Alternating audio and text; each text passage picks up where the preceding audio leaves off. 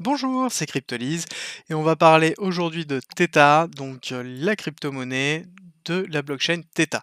Theta, gros projet sur l'entertainment en général, avec notamment la gestion des vidéos et de tout ce qui a trait au niveau de l'entertainment, hein, d'accord? Ils ont leur propre logiciel de gestion vidéo, ils ont leur propre diffusion, ils ont plein de choses. Ils sont encore en bêta, la bêta a bien réussi et il y a un lancement justement final qui va être effectué au niveau de l'écosystème, qui va avoir lieu normalement, cette année. Donc du coup, on va avoir quelque chose qui va être très, très intéressant, à suivre.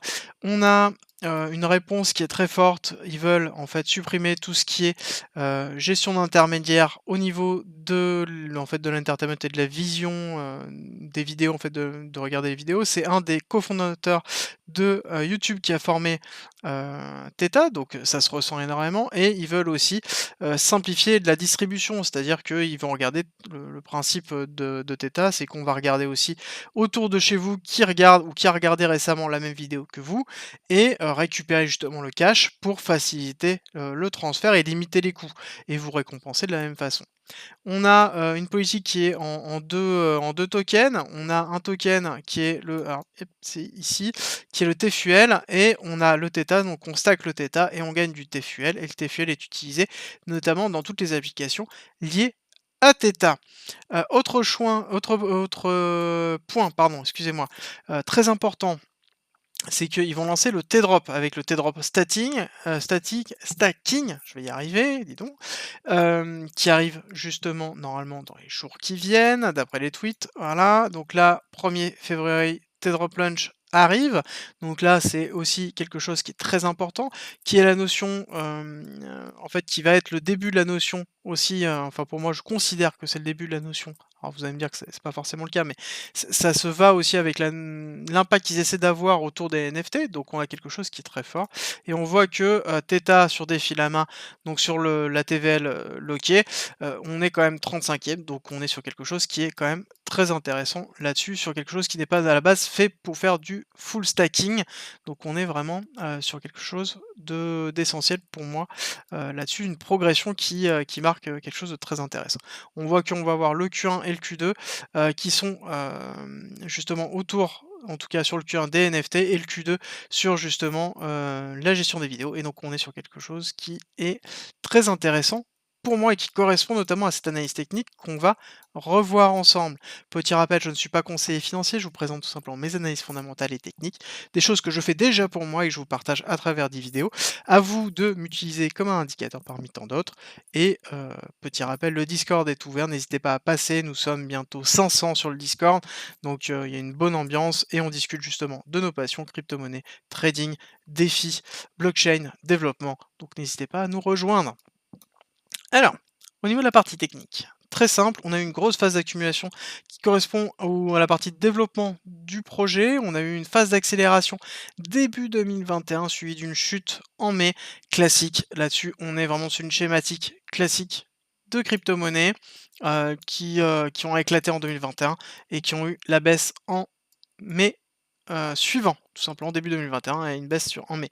Sauf que on retrouve que Theta n'a pas eu une explosion, comme on peut le voir sur d'autres, sur cette fin d'année, d'accord? A eu une petite poussée, mais qui est très minime, qui pourrait s'expliquer par la schématique qu'on est en train de se faire. Alors, on a une schématique de Wyckoff qui s'est mise en place avec une petite distribution dans ce rond-là. D'ailleurs, on va la supprimer parce que ça sert à rien de la noter plus que ça.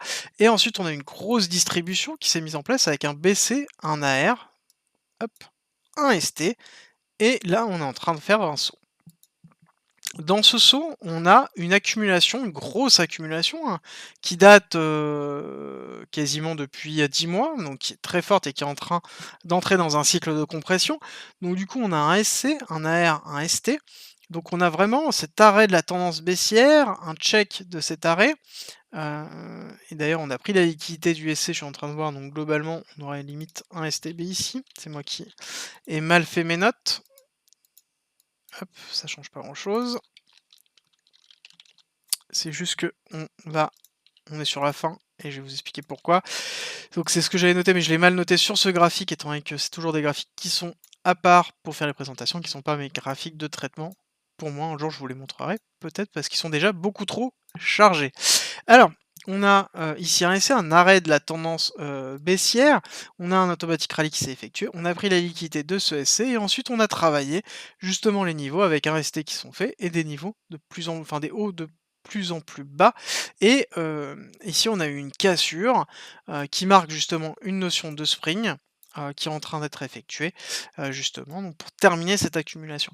Là, on a un signal, assez fort que, θ a une volonté de pousser et ça se confirme notamment par, ces news fondamentales et c'est pour ça que le fondamental est essentiel dans l'analyse technique parce qu'il faut, se la garder en tête parce que tout simplement là, on donne justement du sens par rapport à ce qu'on voit. On fait attention à nos biais cognitifs pour éviter, d'être dans le biais de confirmation, mais justement le but c'est, de se dire: «OK, bah, là, je suis vraiment dans une accumulation techniquement, on me dit que j'ai une possibilité, de départ, est-ce que le spring est terminé ou non? Ça, c'est à déterminer. Je pense que c'est pas le cas. On va aller regarder tout de suite d'ailleurs avec un petit coup de RSI. Bon, on voit qu'on est toujours dans, on n'a pas de divergence qui s'est mise en place, donc pour moi, on est toujours encore dans la phase de descente, on n'a pas fini le spring. On voit que là, on a par contre, sur du très long terme, on a une divergence qui s'est mise en place ici. On va la tracer. On a une jolie divergence qui s'est mise là. Donc on voit qu'on a une accumulation qui est en train de se faire. Est-ce qu'elle est terminée? Le fait d'avoir ça me dit que, clairement non. Voilà, donc je pense qu'on va aller encore chercher des plus bas. On a un order block en bas, on a, de la liquidité hop, je sais pas pourquoi ça s'est déplacé. On a de la liquidité qui s'est mise en place ici, donc globalement, il y a un intérêt à aller chercher encore plus bas sur θ et finir justement valider ce spring. Il est possible aussi que le spring se fasse, on va retirer le RSI pour avoir un peu plus, de visibilité, que le spring se fasse en 2 étapes. Donc on ait une remontée avec une prise de liquidité, par exemple, hop, une prise de liquidité de ce point-là, voire de ce point-là, et qu'ensuite on valide le spring pour aller chercher plus bas et ensuite valider cette accumulation et pousser. Est-ce que là, dans la schématique, du produit en lui-même, si, le lancement se déroule très bien et que le fondamental se termine très bien, on pourrait se dire que la schématique orange peut évoluer. Donc là, on a une schématique qui est montrée, d'accord? Techniquement, on la lit comme ça, mais est-ce que derrière, en fonction de ce qui va être effectué, est-ce que ce serait pas un BC, ici un AR et un ST qui va prendre la liquidité du BC et donc on serait dans une réaccumulation de Wyckoff avec justement des objectifs beaucoup plus hauts. Pourquoi pas? Et ça, on le réadaptera de toute façon, dans tous les cas, au fur et à mesure. Et l'important, c'est d'adapter sa stratégie et sa lecture des graphiques et son analyse technique à ce que le prix nous montre, parce que tout simplement, le prix nous montre des événements et à nous de nous adapter au fur et à mesure. La spot zone, pour moi, on est passé déjà dedans, on va y retourner. Je considère que, comme je vous ai dit, on va redescendre dedans. Donc pour moi, la spot zone commence à partir de 2,8 et peut être assez basse. Alors, je vais peut-être noter un chouïa bas, mais au moins à minima jusqu'à 1 $ et je pense qu'on peut descendre encore un petit peu plus bas. Je vous ai noté tout simplement ici un retracement Fibonacci. On voit qu'on a cassé les 786 qui était, la zone d'arrêt de tendance et le STB et qu'on est en train de s'enfoncer un petit peu plus à travers ça, ce qui est logique, ce qui nous validerait une vague 1 et une vague 2 de Wyckoff. Donc du coup, on serait dans une phase de progression. C'est pour ça que je vous dis que certainement cette schématique de distribution, enfin de réaccumulation, parce que le ST a pris le BC, mais le ST est quand même assez agressif dès le début. On serait en train de valider en fait une plus grosse réaccumulation et donc en fait des objectifs beaucoup plus forts.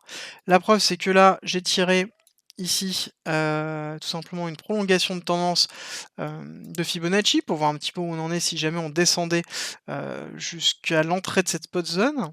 Donc si on descend un petit peu et qu'on irait, être un petit peu plus agressif, là on irait au niveau de cet order block, au niveau des 2 $, on aura une target pour cette vague 3 à potentiellement 27 $. Est-ce qu'on y arrivera tout de suite? Non, je pense que ça va prendre du temps. Il faut que le fondamental se mette en place, mais en l'occurrence, il faut que le fondamental fonctionne pour valider justement cette partie technique. La technique nous dit que c'est faisable. Derrière, il faut que le lancement des plateformes et des produits θ fonctionne aussi. On voit qu'on a une adhésion au niveau des NFT essentielle essentiel, c'est vraiment un pas essentiel dans cette schématique de gérer de l'entertainment, de gérer, du gaming, de gérer de la vidéo. Voilà, on a d'autres acteurs qui sont en train de monter, je vous ai parlé de Veracity, on a voilà. Comment ça va se goupiller par rapport à ça? Je pense que l'année 2022 va être décisive pour Theta et c'est là où on va voir, est-ce que le lancement fonctionne ou pas? Là, pour moi, on va continuer à descendre, c'est ma vision. On va continuer à descendre, à se stabiliser, potentiellement prendre un peu de liquidité en haut pour redescendre, mais on va continuer à descendre, donc ça va être l'occasion de stacker pour pouvoir justement après, si le lancement se déroule bien, avoir une grosse poussée et donc entamer un cycle haussier sur cet actif. Merci d'être resté avec moi jusqu'au bout. Abonne-toi, partage si tu as aimé et rejoins-nous sur Discord. C'est avec plaisir qu'on t'accueillera et à très vite.